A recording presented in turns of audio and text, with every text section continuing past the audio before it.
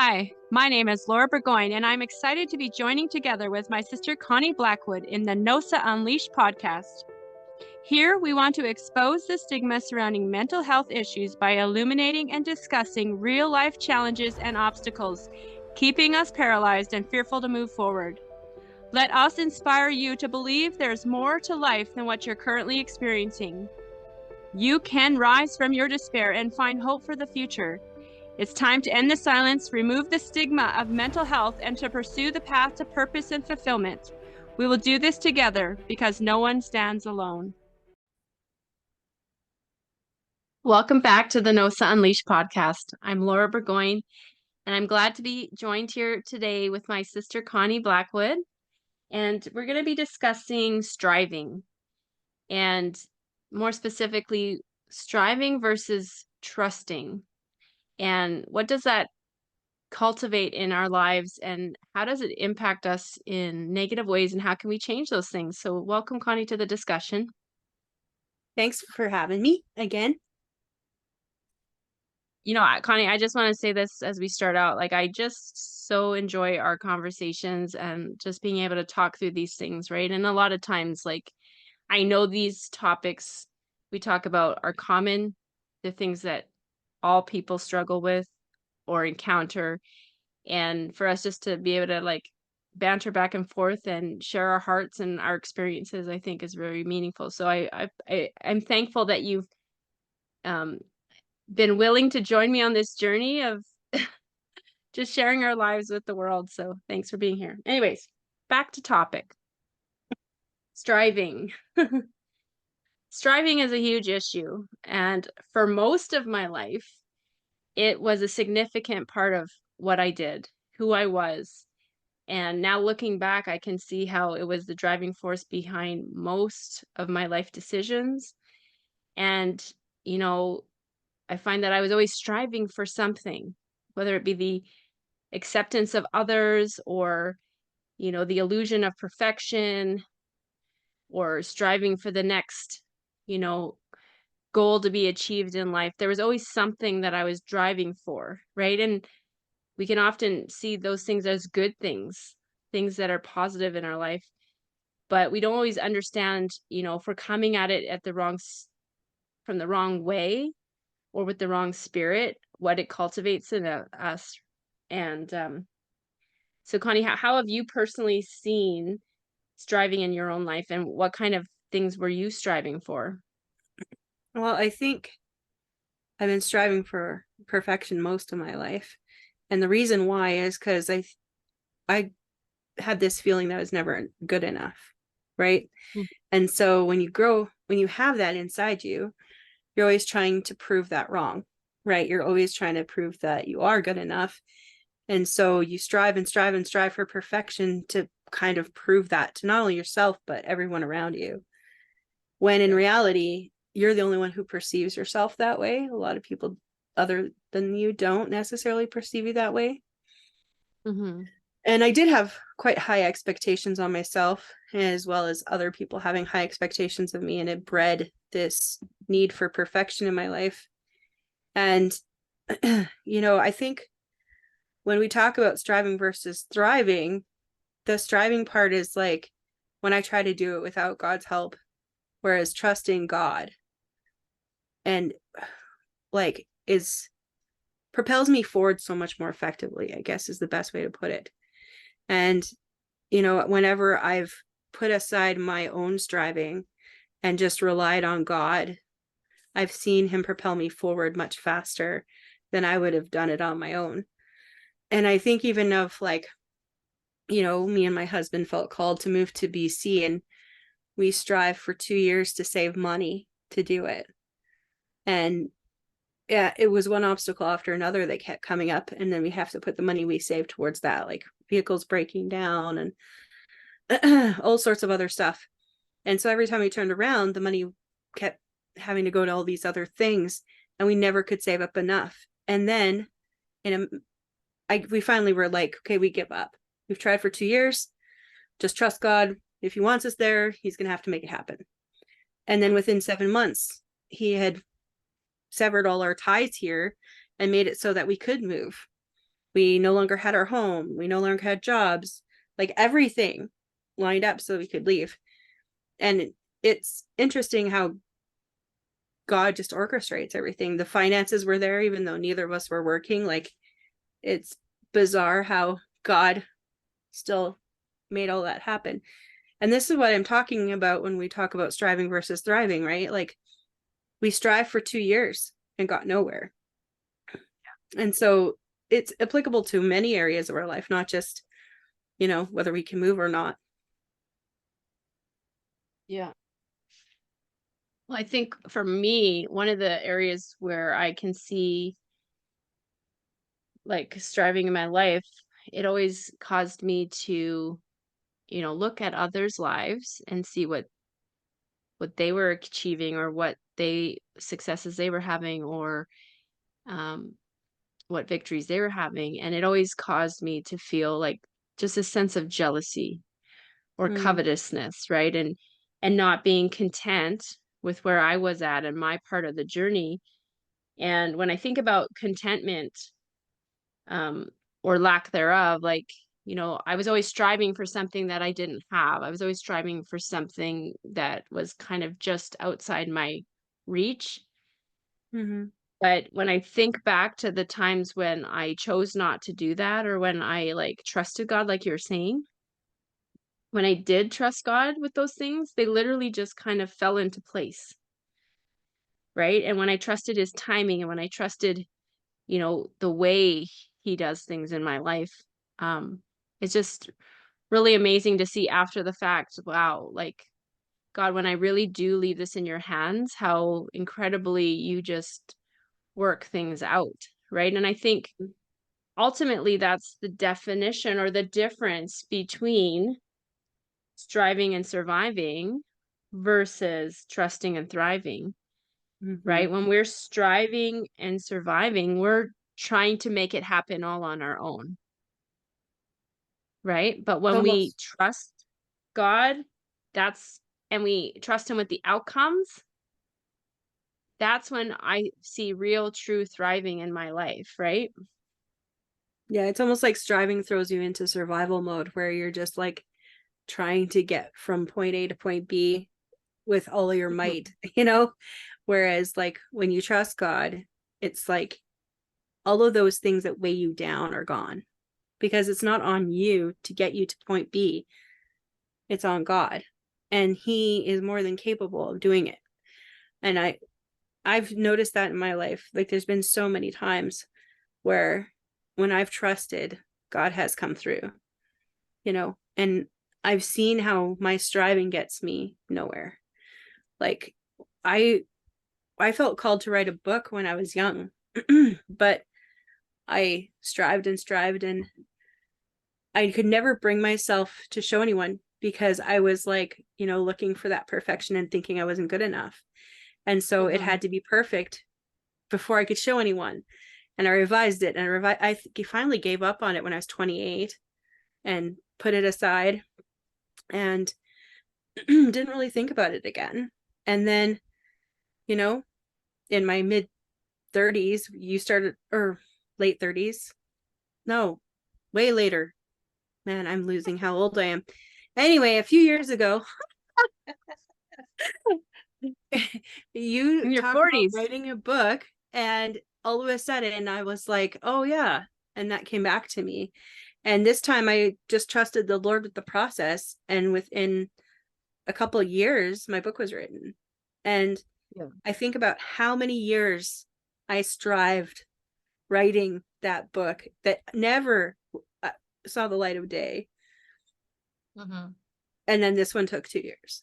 Like it's just amazing to me how much simpler things are when we just trust and Yeah, how that brings so much life into us. for sure. I love this quote from Mandy Hale.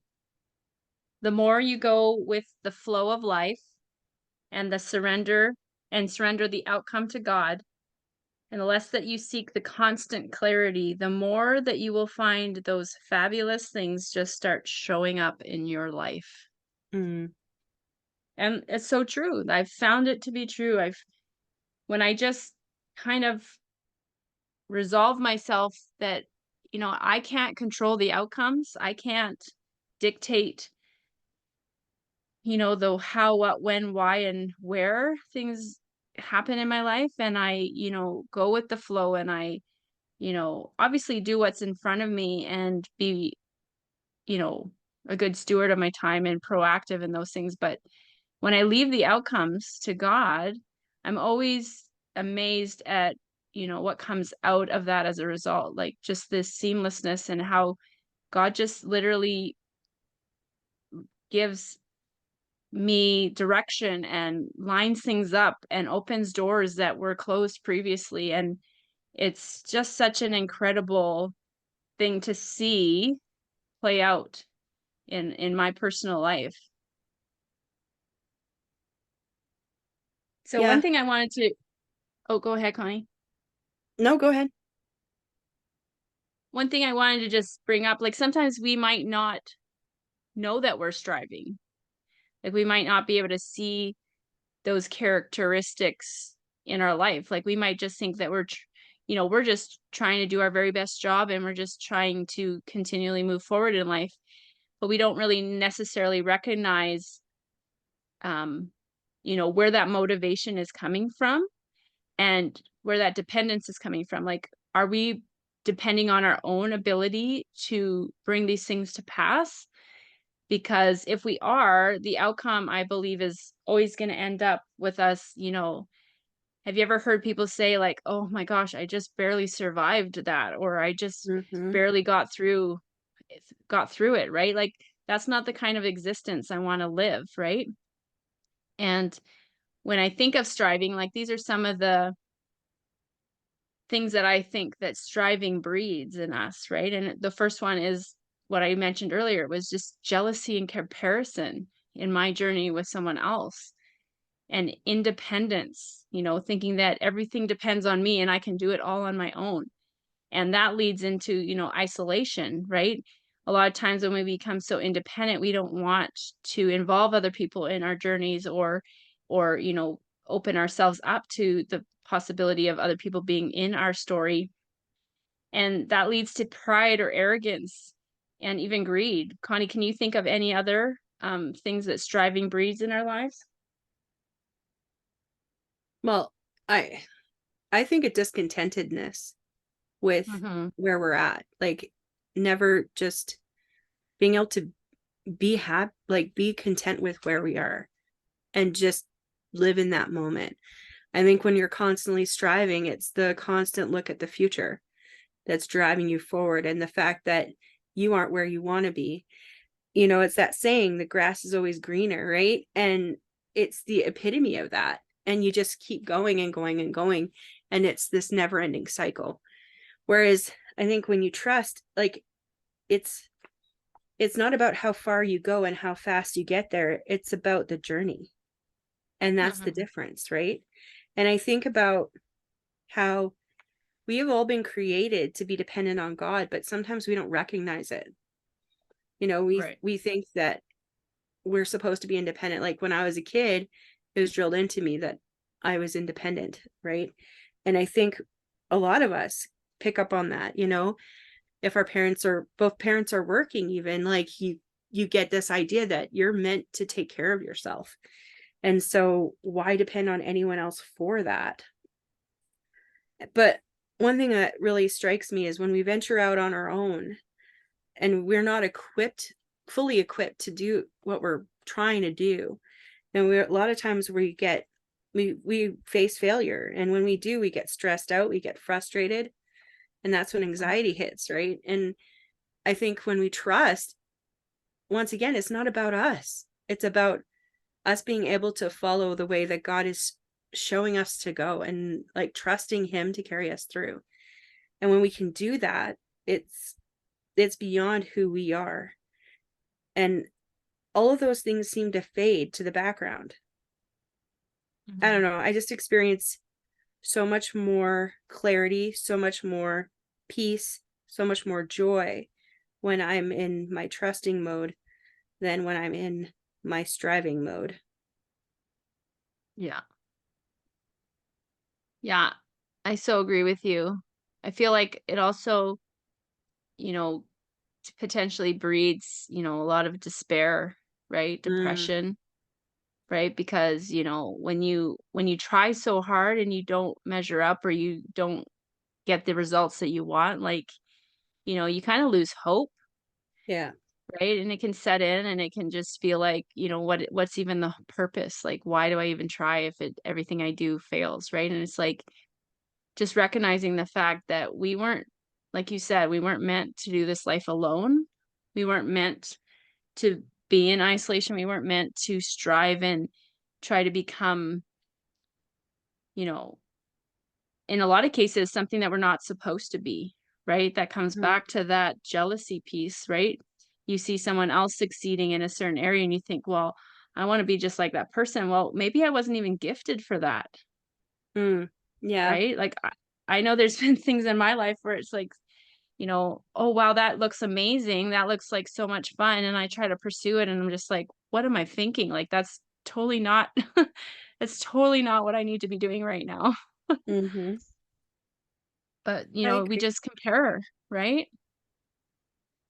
And a lot of times it's not even something we're conscious of, right? Like we Mhm. just sometimes we just see it and then we're like, we don't even know why all of a sudden we're striving for this thing, but something was planted by watching that person and seeing how much better their life was compared to ours.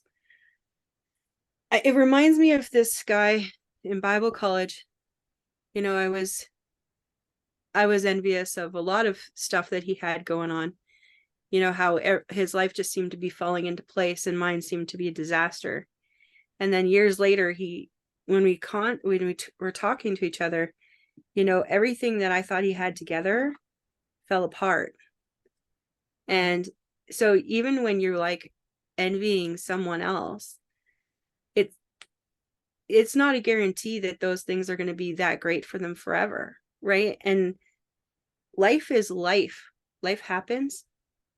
And I think when we can really hold on to the fact that what our goals and our dreams aren't on us alone to achieve, Yeah. right? We don't have to work so hard because it's not just on us.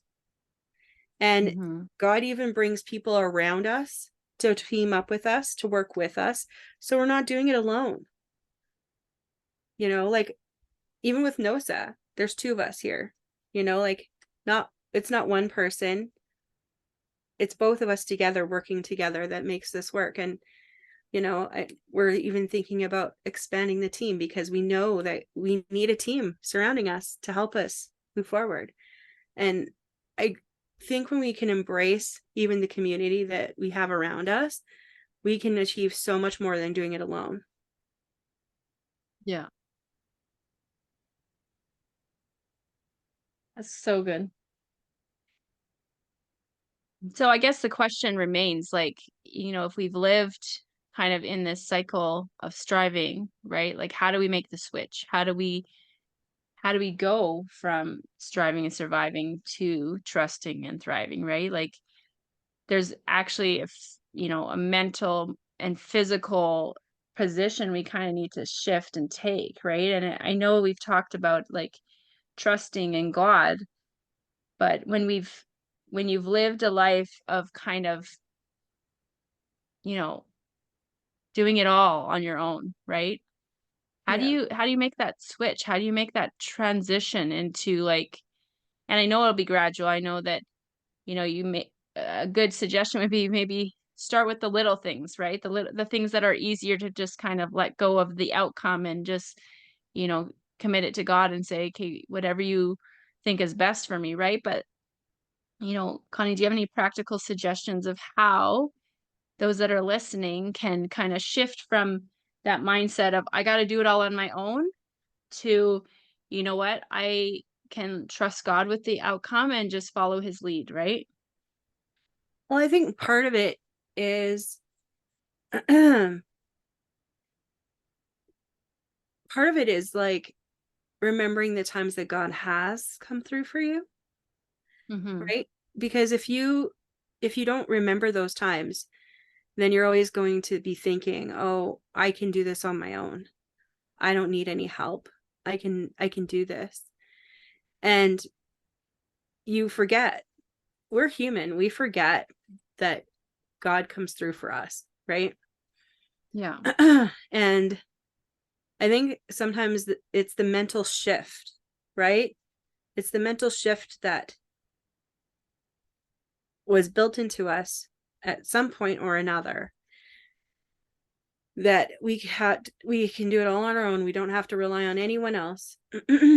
And shift into starting to rely on other people. Like, it doesn't even just have to be totally just God. Even having the ability to rely on other people to help you with small situations will increase your ability to trust, right? Mhm. Because Yeah. maybe you're not at a place where you can trust God yet. Okay, Mm. that's fine. Try trusting another person in your life to help carry your load, to help you Yeah. achieve something. Because honestly, I don't know about you, but if you've tried to clean a giant room by yourself, it takes a long time. But you have 2 or 3 people with you, and all of a sudden that huge task becomes so easy. And Mhm. that's true, so true in everything. So if there's something you're struggling to accomplish in your life that you want to find success in, and you've been trying to do it on your own, you're getting nowhere, try trusting someone who understands your vision, who can see where you want to go and wants to walk with you on that journey. Because that could be your first starting place. Because not Yeah. everyone is at the place where they are prepared to trust in God. And I get that. So try trusting someone. Mhm. And if you are in a place where you can trust God with more. Because Yeah. he can handle it all. He does not get overloaded by our weight. Mhm. Awesome. I think another way that we can kind of step from the surviving to the thriving is, or at least for me, my like learning to be content, Mhm.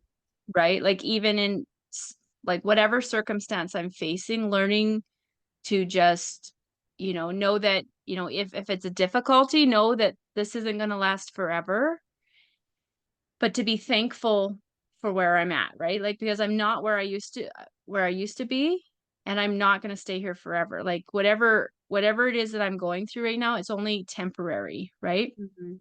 And so to have contentment in your circumstance, knowing that no matter what it is, that this isn't the end of my story, right? And um the question is, like, for me, and I like to ask myself this question, like, I am the star of my show, like, the star of my life, right? And what do I want my next chapter to say, right? And to just be like, embrace the moments as they come. And, when I do that, when I just kind of take my life moment by moment, then it's a lot easier even to just be in the moment, right? Because if I'm thinking too far ahead and trying to strive for all these things, like I even miss the blessings and the good things that are like literally right in front of me. Mm, yeah, And I miss the life that I already have, right? Like it just passes me by. that's true. Living in the moment is important, and being thankful for what you have. Um, Mhm. for sure. I totally agree. Well, I know that this is a subject that many people are dealing with. I mean, a lot of people I talk to every day, I see it. I see it playing out in the details of their life. And so Connie, before we close up here, like if there's just even one thing, one encouragement, one thing that you just want to like highlight or emphasize to those that are listening to remember in their process of, coming out of that pattern of striving and just really learning how to trust and live their life from a place of thriving, what would that be? I think taking the pressure off yourself of you having to do it all on your own. We weren't meant to be islands as much as people sometimes feel like they are. We were never meant to be an island. We were meant to be in community with one another. And the purpose behind that is so that we wouldn't have to do life alone. And I think about even the name of NOSA and how it stands for No One Stands Alone, and how we come alongside people and how it transforms lives. And it looks different with different people, but at the same time, you never have to be alone. Mhm. You never have to face anything alone. And knowing that is a level of freedom. There's somebody I was talking to this week, and they were struggling. And as soon as they knew I could help them with this specific thing, it was like a weight was lifted, and they were so excited and so joyful and ready to like plow through. And before that, they had struggled for years trying to do it on their own. And Mhm. that's just one person, right? So, like I said, just get out of the mindset that you have to do this all by yourself. You don't. Life was not meant to be lived on an island. Yeah. Well, I thank you all for listening. And if you want to hear more about what Connie and I share here on our podcast, we also do a monthly webinar on the first Thursday of every month. And you can go back to our website and check all the previous recordings. Or if this is something that you would like to, get involved in moving forward, you're welcome to join us the first Thursday of every month. You can register for those on our website and be automatically sent the Zoom link to join us live. And also for the month of April, for anyone who will be listening to this in the next couple weeks, we are also in our 100 Pledge Project. It's our annual fundraiser where we raise funds for all the programs that we run year long to help support people with their struggles with the stresses of life when they feel overwhelmed or have mental health concerns. And a lot of what we do at no cost or subsidized cost, and so there is finances that are required for these programs that we run. And so if you want to partner with us by donating any amount, feel free to check out our website. There is a link on there for the 100 Pledge Project, and you can pledge your own donation for this project. So, yeah, thanks for joining us this week, and we'll see you next time on the NOSA Unleashed podcast. Bye. Bye. Thanks for tuning in. Join us next time on the NOSA Unleashed podcast.